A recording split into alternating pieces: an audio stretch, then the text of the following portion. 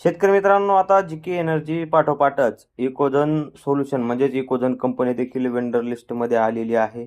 या कंपन्या जे काय आहेत अर्जंटमध्ये आपण निवड करून घेणे, जेणेकरून आपण आपली निवड हुकणार नाही. कारण शेतकरी मित्रांनो, या कंपन्या काही जास्त वेळ वेंडर लिस्टमध्ये राहू शकत नाहीत.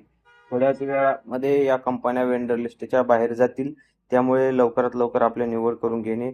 आधी सुरुवातीला जीके एनर्जी ही कंपनी वेंडर लिस्टमध्ये आलेली होती. आता त्याचबरोबर इकोझन देखील वेंडर लिस्टमध्ये आलेली आहे.